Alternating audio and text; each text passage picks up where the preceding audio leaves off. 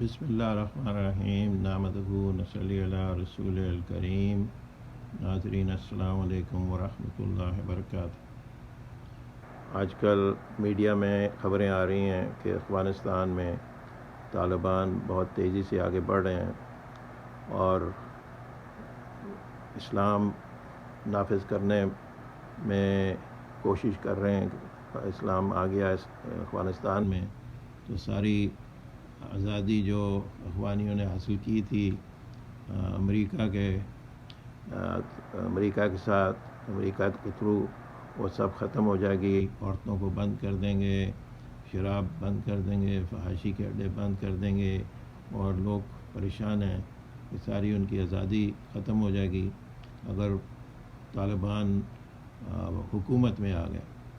تو اس بارے میں کچھ لوگ پاکستان میں بھی پریشان ہیں کہ امریکہ نے بڑا ظلم کیا، افغانیوں کو چھوڑ کے چلے گئے.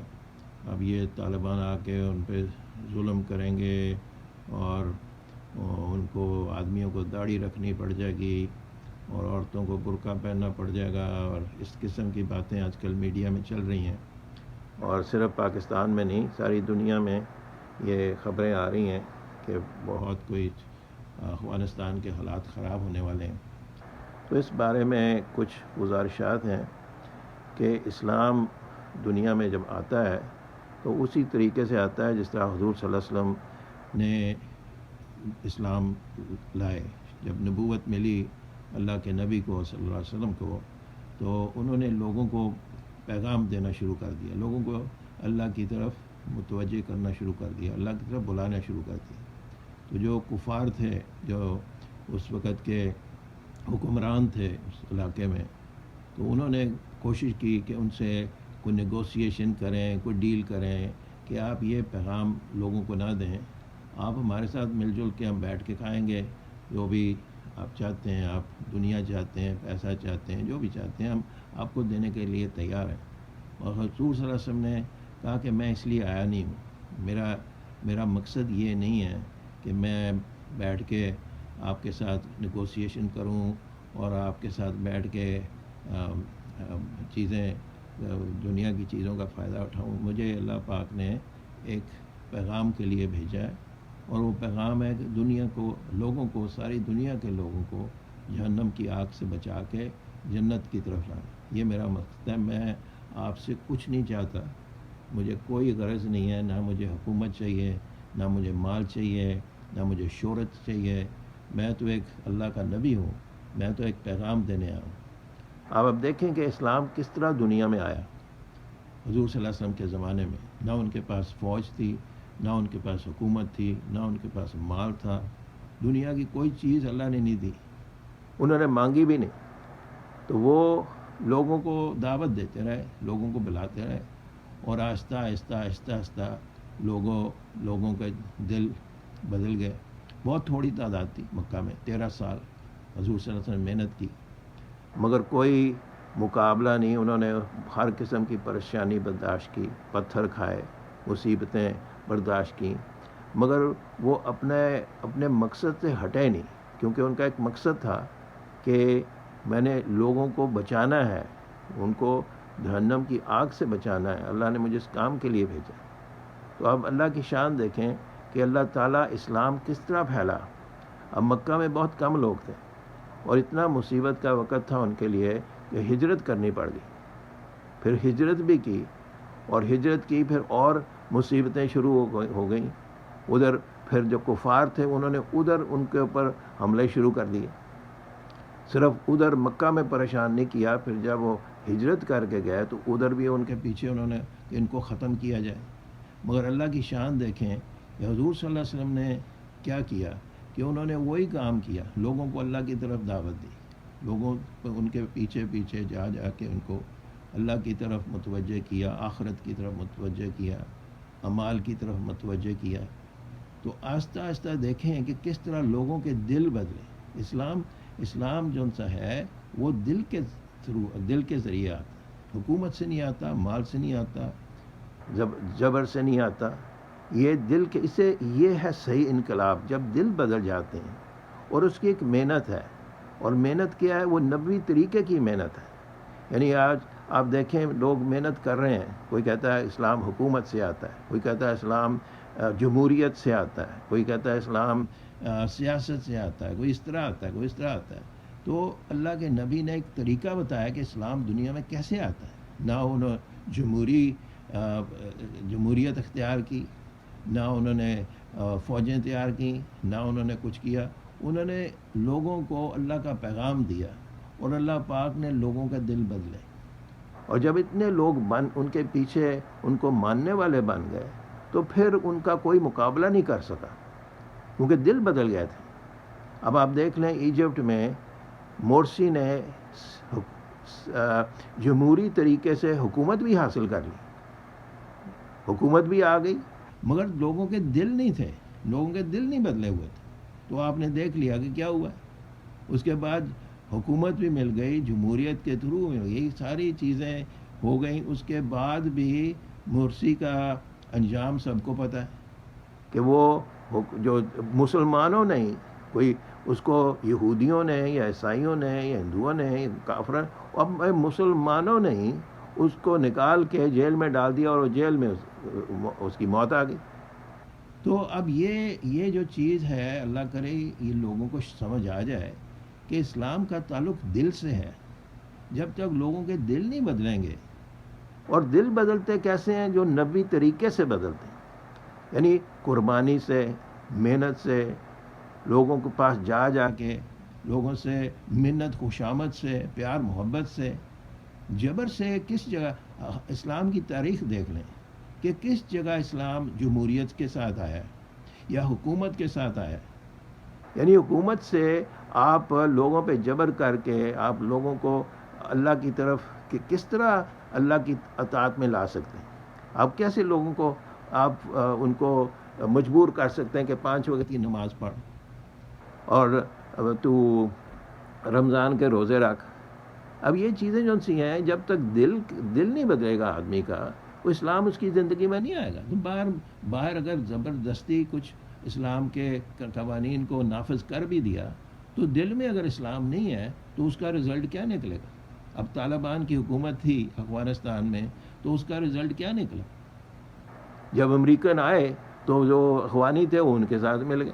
وہ اب بھی وہ امریکن تو چلے گئے ہیں، اب کون لڑائی کر رہا ہے ادھر؟ وہ مسلمان ہی ہے نا.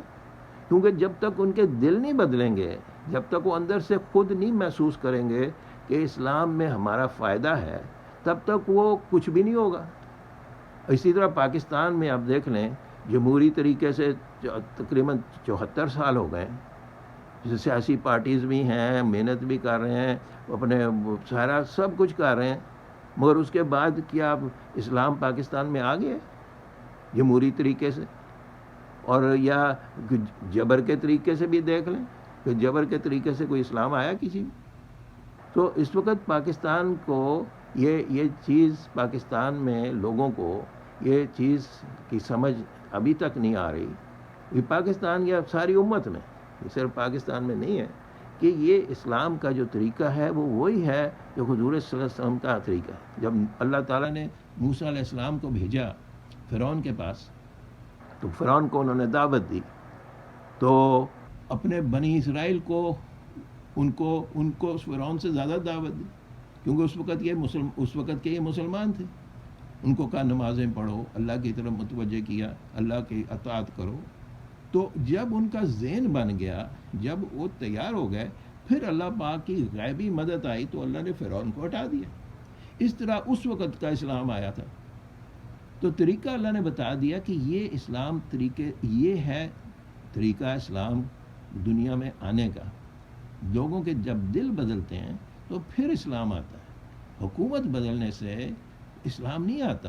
حکومتیں آتی ہیں جاتی ہیں، اگر جبر سے آ گئی حکومت کوئی تو پھر کیا ہوگا؟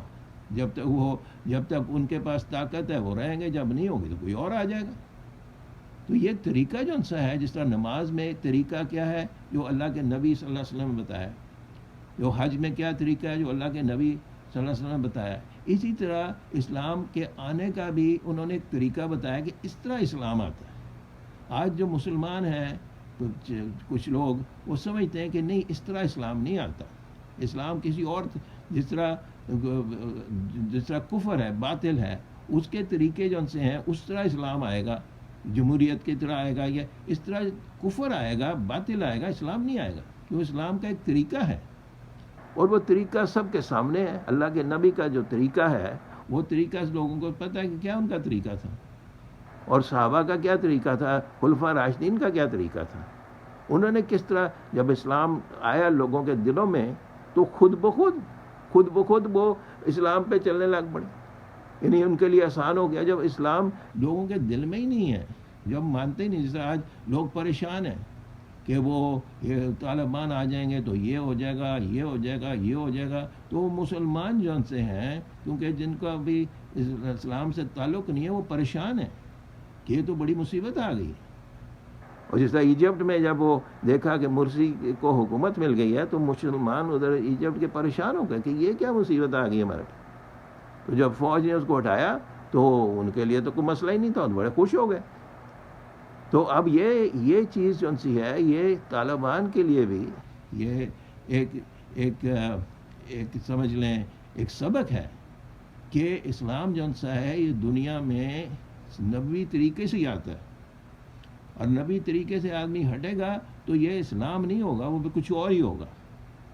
تو اللہ کرے کہ یہ مسلمانوں کو سمجھ آ جائے کہ چاہے اس میں دیر لگے، اس میں کوئی ڈیڈ لائن تو نہیں اللہ نے دی کہ فلانی تاریخ تک اسلام کو نافذ کر دو. اللہ نے یہ نہیں کہا کہ اس تاریخ تک تم نے نافذ کرنا. اللہ نے کہا کہ ان کو ترغیب دو، ان کو بتاؤ اللہ کی طرف. حضور صلی اللہ علیہ وسلم کا کیا طریقہ تھا؟ ان کا پیار محبت کا طریقہ تھا، غصے کا جبر کا طریقہ نہیں تھا. اور قرآن میں اللہ کہا کہ اگر آپ سختی کرتے تو یہ آپ سے بھاگ جاتے ہیں. تو اگر سختی سے کوئی چیز آئے گی تو وہ اس کا فائدہ کوئی نہیں ہوگا، اس کا لوگوں کو نقصان ہوگا. تو اس سے یہ سبق ہے سب کے لیے کہ اسلام نہ جمہوریت سے آئے گا، نہ لڑائی جھگڑے سے آئے گا، نہ فساد سے آئے گا. یہ اسی طریقے سے آئے گا جس طرح اللہ کے نبی نے صلی اللہ علیہ وسلم نے وہ طریقہ استعمال کیا. اور لوگوں کو یہ پیغام پہنچانی ہے، لوگوں تک یہ چیز پہنچانی بہت ضروری ہے. لوگوں کو ایسا پتہ نہیں ہے، وہ سمجھتے ہیں کہ ہم اگر اس طرح کریں گے، اس طرح پارٹی بنائیں گے، وہ سیاست کریں گے، اس طرح نیگوسیشن یہ کریں گے، اس طرح اسلام آ جائے گا. اسلام چلاکی سے نہیں آتا، سیاست سے نہیں آتا، اس طرح کی ڈیل میکنگ سے نہیں آتا. اسلام آتا ہے اسی طریقے سے کہ لوگوں کے دلوں پہ محنت کی جائے. اور وہ بہت مشکل کام ہے، وہ آسان کام نہیں ہے. لوگ جو ان سے ہوتے ہیں وہ چاہتے ہیں آج ہم نے کہا تو کل اسلام آ جائے. تو اللہ تعالیٰ نے یہ ترتیب بتائی نہیں کہ فوراً. موسیٰ علیہ السلام نے کتنی محنت کی، کتنے سال انہوں نے محنت کی. حضور صلی اللہ علیہ وسلم نے کتنے سال محنت کی. اور پھر جب محنت ہوئی تو پھر لوگوں نے خود بخود انہوں نے اسلام کے جب فائدے دیکھے. لوگ اسلام میں تب آتے ہیں جب ان کو اسلام کے فائدے نظر آتے ہیں. اس لیے علماء کہتے ہیں کہ لوگوں کو فائدے بتاؤ کہ اسلام میں آنے کے فائدے کیا ہیں. وہ آپ حکومت لے لی تو آپ کہو جی اسلام ہم نافذ کر دیں گے، تو وہ بیچارہ وہ پریشان ہو جاتے ہیں، کہتے ہیں اس کا کیا فائدہ ہے.